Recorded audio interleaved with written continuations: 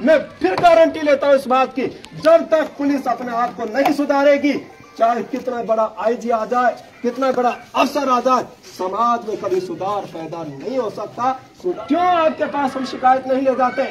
बहुत मर्तबा हमने देखा है, हम जाकर शिकायत करते हैं, उससे पुलिस समझौता कर लेती है, उससे पैसा ले लेती है, उसे छोड़ देती है। मैं आप शुक्रिया अदा करो सरकारी आदमियों का, आज ये हमारे पास आ रहे हैं और समझौते के लिए आ रहे हैं कि किसी तरीका से आप इस काम को छोड़ दे, वरना मेरे भाइयों इनके लिए तो और बड़े बड़े आदेश हैं, या आपकी गिरबान पकड़ कर भी आपको ले जा सकते हैं।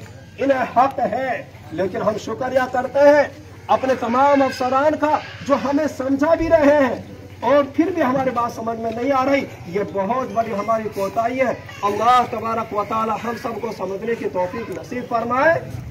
एक बात और, अफसरान बहुत कहते हैं इस बात को तो आप उन्हें पकड़ कर दे दो। हम कहते हैं कैसे पकड़ के दे दें? सही बात तो यह है कि हमें ऐसे आदमियों को खुद पकड़ के देना चाहिए, हमारा इस्लाम कहता है।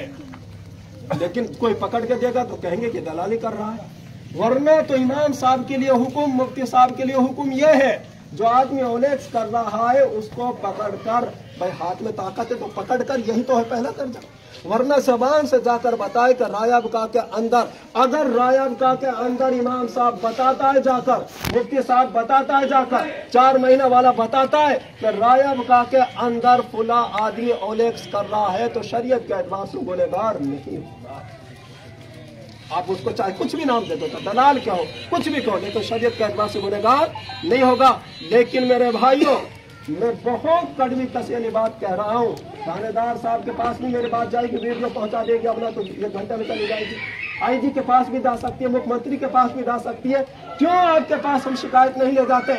बहुत मर्तबा हमने देखा है, हम जाकर शिकायत करते हैं, उससे पुलिस समझौता कर लेती है, उससे पैसा ले लेती है, उसे छोड़ देती है। मैं फिर गारंटी लेता हूं इस बात की, जब तक पुलिस अपने आप को नहीं सुधारेगी, चाहे कितना बड़ा आईजी आ जाए, कितना बड़ा अफसर आ जाए, समाज में कभी सुधार पैदा नहीं हो सकता। सुधार पैदा होगा अल्लाह के खौफ की वजह से। जहां हर आदमी को अपने दिल के अंदर खौफ रखने की जरूरत है, वहीं आईएएस को भी, आईपीएस को भी, एसएचओ को भी और सीओ को भी अपने दिल में यह बात बिठानी चाहिए, हमें कभी रिश्वत नहीं लेनी, हमें किसी से पैसे से समझौता नहीं करना। जो भी हमारा संविधान कहता है, संविधान की बुनियाद पर हमें जेलों की सलाखों में डालना है। अल्लाह तबारक व तआला हम सबको एक दूसरे की मदद करने की तौफीक नसीब फरमाए।